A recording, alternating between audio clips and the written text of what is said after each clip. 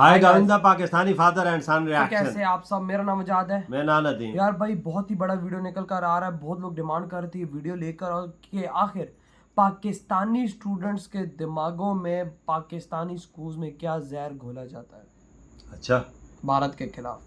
ये तो वजह तो आपने भी पढ़ा है और मैंने भी पढ़ा है। वाकया में तो मेरी तो आंखें भाई, अब आज हम लोग इंडिया को वॉच कर रहे हैं तो तब हमारी आंखें इस टाइम खुल चुकी हैं। बिल्कुल। तो भाई वॉच करते हैं, देखते हैं भाई आखिर स्टूडेंट्स को क्या पढ़ाया जाता है और क्या सीन है, तो वॉच करेंगे तभी इसके बारे में पता लगेगा। तो कॉल ऑन करते हैं, स्टार्ट। हेलो भाई लोग, मैं हूँ फैक्ट भाई। और क्या आपको पता है 1965 का वॉर इंडिया नहीं पाकिस्तान जीता था और पूरा इंडिया पाकिस्तान के कब्जे में चला गया था, पर दरिया दिली दिखाते हुए पाकिस्तान ने जीता हुआ सारा हिस्सा इंडिया को वापस लौटा दिया। ना ना ना, ऐसा हम नहीं, पाकिस्तान की इस स्कूल बुक में लिखा हुआ है। लेकिन बस इतना ही नहीं, हिंदुस्तानी काफिर हैं, धोखेबाज हैं, ऐसा बच्चों को फोर्थ स्टैंडर्ड से ही सिखाया जाता है। फिर यही नादान बच्चे ऐसा कुछ कह देते हैं। इनको रहने नहीं देना चाहिए, जब तक मुसलमान नहीं बनेगा तब तक इधर न रहने दे। मतलब यहाँ के जो हिंदू हैं उनको इस्लाम कबूल करवाना चाहिए।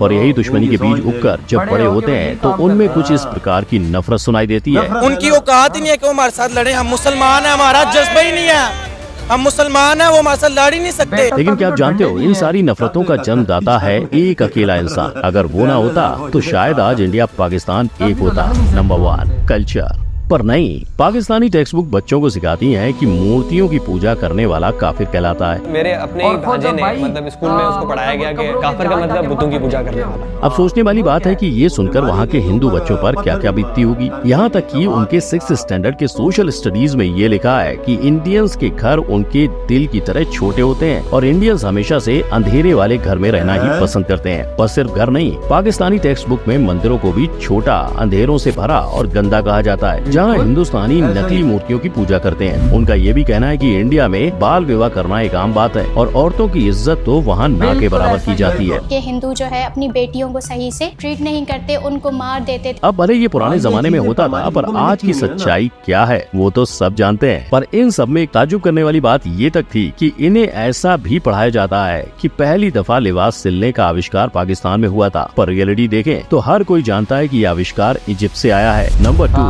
जियोग्राफी।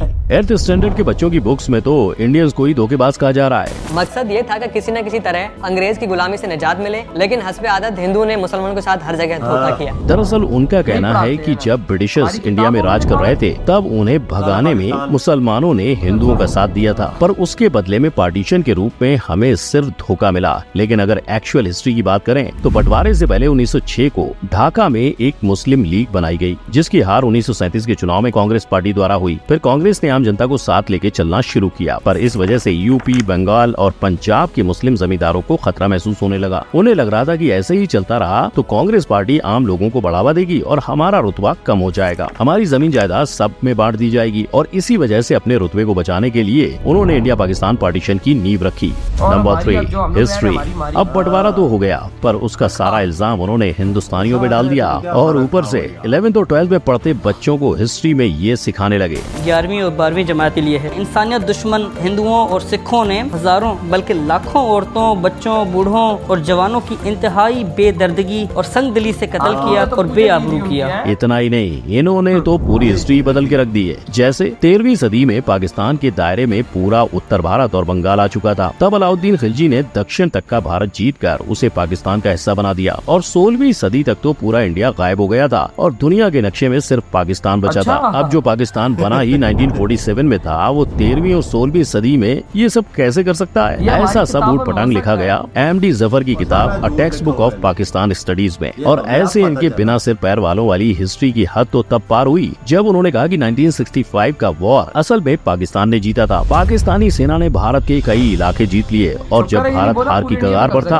तभी भारत ने UN से युद्ध को सीज करने की मदद मांगी। फिर क्या, पाकिस्तान ने भी अपना बड़ा दिल दिखाते हुए युद्ध को रोका और सारे जीते हुए इलाके के इंडिया को वापस दे दिए। ये सुनकर तो बस इतना ही लगता है कि हमारी पंचतंत्र की कहानियाँ भी इससे ज्यादा लॉजिकल और मीनिंगफुल होती हैं। अब बारी आती है ये जानने की कि इन सब के पीछे आखिर था कौन। मोहम्मद ज़ियाउल हक, जो पहले पाकिस्तान आर्मी के हेड और बाद में पाकिस्तान का प्रेसिडेंट बना, ये इंसान एक तरफ तो इंडिया के साथ भाईचारा बना रहा था और दूसरी तरफ दुश्मनी की जड़ें गहरी कर रहा था। पर गौर करने वाली बात तो ये है कि हम यहाँ दो भाई या दो घर की नहीं, दुनिया के दो देशों की बात कर रहे हैं। कैसे सिर्फ एक इंसान एक पूरे देश के यूथ को दूसरे देश से इतनी नफरत करने पर मजबूर कर रहा है? क्या इसका असर हमारे भविष्य पर नहीं पड़ सकता? Number 4, social impact. क्योंकि सोचो, अगर एक मासूम बच्चा स्कूल में बैठा है और अचानक से पढ़ते वक्त टीचर ऐसी बात सिखा दे कि जिससे पूरा क्लास उस बच्चे को ऐसी नजरों से देखे जैसे उसने कोई गुनाह किया हो, तो और यही पाकिस्तान में इसके साथ हुआ था। ऐसी चीजें हम पढ़ते थे तो इस तरह से होता था कि सब क्लास के जो लोग होते थे मेरी तरफ एकदम से देखते थे। दुश्मनी के लेसन तो मानो आम बात है उनके सिलेबस की, पर इनकी इसी शिक्षा का आज नतीजा प्यू रिसर्च सेंटर की स्टडी में सामने आया है, जिसमें बताया गया कि पाकिस्तान पूरी दुनिया में तीसरे नंबर पर आने वाली इंटॉलरेंट कंट्री है। अब ऐसे गलत इन्फॉर्मेशन देकर लोगों को गुमराह करोगे तो लोग तो इन्फ्लुएंस होंगे। और ये बात खुद पाकिस्तानी राइटर और हिस्टोरियन के अजीज भी अपनी बुक मर्डर ऑफ हिस्ट्री में कही है, जो यूके की यूनिवर्सिटी से पढ़े हैं। और शायद जब वो पाकिस्तान से निकलकर बाहर पढ़ने गए तब उन्हें असली हालातों का पता चला होगा, जिस वजह से उन्होंने ये तक कहा है कि पाकिस्तानी टेक्स्ट बुक कई सारे एरर्स, गलत उदाहरण, गलत डेफिनेशंस और झूठे बयान से भरी हुई है। कई जगह पर तो सरासर झूठ, आधा सच और वन साइडेड ओपिनियन बताए गए हैं। अब एक और पाकिस्तानी टेक्स्ट बुक में इंडिया के बारे में गलत बोल के झूठा इतिहास सिखाया जा रहा है, वहीं दूसरी ओर इंडिया में जो सच्चाई है वो ही सिखाई जा रही है, जिसकी वजह से इंडिया में आज हिंदू और मुस्लिम प्यार से रह रहे हैं और अपना कीमती वक्त फिजूल की बातों में ना गवा के तरक्की में लगा रहे हैं। पर कुछ पाकिस्तानी प्रोफेसर हैं जो सच का साथ देना चाहते हैं। लेकिन मेरा ये कहना है कि कम से कम हमें दानिस्ता झूठ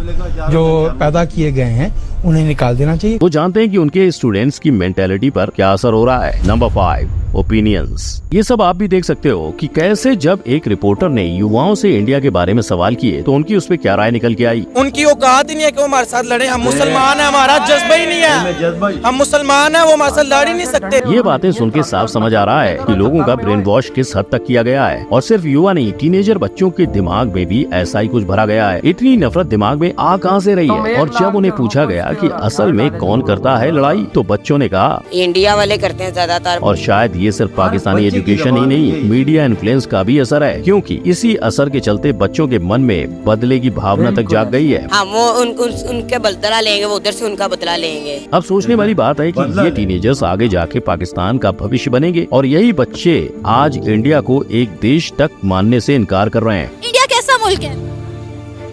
कोई तो आपको क्या लग रहा है कि पाकिस्तान का फ्यूचर सही हाथों में जा रहा है? इंडिया के बारे में सुनते ही पहली चीज माइंड में क्या? वो हमारा सबसे बड़ा दुश्मन है, पाकिस्तान का सबसे बड़ा दुश्मन है।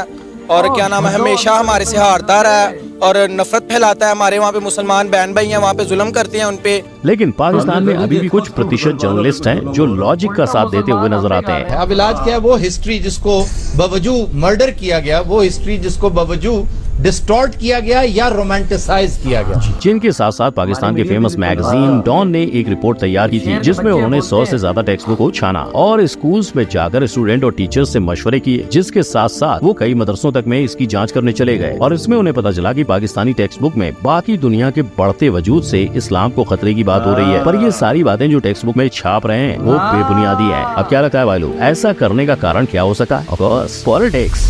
Number 6, conclusion. और इसी पॉलिटिकल एजेंडा को पूरा करने के लिए भले ही पाकिस्तानी पॉलिटिशियंस ने एजुकेशन सिस्टम में इंडिया के लिए नफरत के बीज बोए थे, लेकिन आज उन्हीं बीजों से बना हुआ पेड़ का नतीजा पाकिस्तानी युवाओं को ही भुगतना पड़ेगा। ऐसी सोच उनकी तरक्की के बीच तो आ ही रही है, लेकिन अगर इन बच्चों को बाहर किसी देश में कुछ कर दिखाने की अपॉर्चुनिटी मिली तो वो उधर इसी गलत नॉलेज के साथ जाएंगे। तो आज फैक्ट भाई ने आपको बताया कि सरहद के उस पार बच्चों को हिस्ट्री बुक में कैसे बेझिझक झूठ परोसा जा रहा है और उसकी वजह से बच्चों और युवाओं पर हुआ असर देख लगता नहीं कि आने वाले दिनों में भी इंडिया पाकिस्तान के बीच की दुश्मनी कभी खत्म होगी। परफेक्ट भाई यही आशा करता है कि हर एक इंसान दूसरे इंसान को इंसानियत की नजर से देखे, क्योंकि हिंदू मुस्लिम सिख ईसाई हम सब हैं भाई भाई। और इसी के साथ अगर आपको देखना है कि पाकिस्तानी लोग इंडियंस के बारे में क्या सोचते हैं तो आई बटन पर क्लिक करो। वीडियो पसंद आया हो तो लाइक, शेयर और कमेंट करें और चैनल को सब्सक्राइब करना ना भूलें। जय हिंद। यार देखो एंड में ये इंडियन जाते जाते एक एग्जाम्पल पाकिस्तानी तुम्हारे मुंह पे थप्पड़ की तरह मार के निकल गया कि शर्म करो। और बगैरतों की एग्जाम्पल मत दो। बगैरत इस दुनिया के अंदर ना अपने आप को प्रूव करो, इंसान के बच्चे बनो और इंसानियत को बढ़ावा दो। इधर हमारी टेक्स्ट बुकों में ये लिखा हुआ और क्या है लिखा हुआ है? कि 4 जंगी हम पहले तो मैं ये जंगों की बात 4 जंगी हमने जीती हैं। और तभी तो और चाहे हमारे हैं, जब हम सोशल मीडिया पे हैं तब हमें ये चीज़ पता चली वाकई ये जंगे हम हारे हैं। और भाई अगले तो लाहौर के अंदर आके चाय की चुस्कियां मार रहे थे, सुबह का नाश्ता अगलों ने किया, अगलों ने तस्वीरें खिंचवाई हैं और मजे से घूमते फिरते गए हैं अगले अपने देश में, इंडिया में। बिल्कुल। और उल्टा हमें क्या है, हमने इंडिया पे पूरे, शुक्र है इन्होंने ये नहीं बोला हमारी किताबों में लिखा कि हमने पूरे इंडिया पे कब्जा कर लिया था। बिल्कुल। और साथ ये भी लिखा है कि मुसलमानों पे हिंदुओं ने इतने जुल्म किए कि लाखों मुसलमानों को और मारा। तुमने आरती उतारी। पहले तो मुसलमानों के जुल्म की बात मैं इधर करूंगा। कायद आज़म ने जब पाकिस्तान और इंडिया का बंटवारा किया तब कितने लोग मरे? 8-9 लाख लोग मारा गया। बिल्कुल बिल्कुल। क्या उस पर पता है हिंदू कितना मरा? क्या पता है मुसलमान कितना मरा? बस यार किसी को पता है? वो उस बंटवारे के अंदर हिंदू मुसलमान जो मरा उसका नाम कोई नहीं लेगा। बिल्कुल। साला किताबों में लिखना है कि भाई हिंदुओं ने मुसलमानों को मारा। यार जो तुम्हारे बंटवारे की वजह से, जो हम मुसलमानों की उस आवाज की वजह से लाखों लोग मारा गया, उसका क्या? जो हम अपनी आवाज उठाई थी ना, हमें अलग देश चाहिए, उस अलग देश के चक्कर में जो 8-9 लाख लोग मरा, उसका क्या? जो फिर बांग्लादेश हमसे अलग हुआ, जो उस चक्कर में भाई लाखों लोग मारा गया, उसका क्या होगा? ये तो करतूत हम मुसलमानों के। अगर हम मुसलमानों के पास जज्बा है, वो बच्चे जो कह रहे थे, बच्चों के दिमागों में ये चीजें डाल दी गई हैं वजह, ये बड़े होते तक दिमागों से ये चीजें नहीं निकलेंगी, क्योंकि जो चीज डालोगे वही आगे जाएगी। बिल्कुल। और भाई साहब असल में उन्होंने डंडे हमें दिए। और आखिर पे देख इंडियन इंसानियत की बात की, आखिर पे इंडियन ने इंसानियत की बात की, भाईचारे की बात की। भाई ने वीडियो में कहने में क्या, इंसानियत को बढ़ावा दो। तो कामयाब दुनिया में होना है तो इंसानियत को बढ़ावा दो, ये चीज है ना। लेकिन हम पाकिस्तानी कहते हैं इंसानियत है, इंसानियत कौन सी है भाई? धर्म पहले, हमारे धर्म के अंदर बताया गया काफर हमारा दुश्मन है, तो काफर को मारो। और तलवार निकल के हम जिहाद करेंगे और इनको मारेंगे, ये चीज बताते हैं। ये चीजें ना, ये चीजें नहीं बताए ना, इंसानियत का दरस दे। उधर इंडियंस आज साइंटिस्ट बन रहे हैं, इधर पाकिस्तानी टॉप क्लास के सच्चा बन। यार वजात इंडिया का देखना, हाई लेवल का एजुकेशन है, किधर चले गए? और हम ये चीजें करते करते आज हमारा मकाम किधर है? बेकारी, मांगने वाले क्यों है? इसी वजह से वो पढ़ लिखे एजुकेशन हासिल दुनिया की बड़ी बड़ी पोस्टों पे बैठ गए, किस वजह से? एजुकेशन। वही ना। तो यार आपकी क्या थॉट इस वीडियो के बारे में? इधर वीडियो खत्म करते हैं।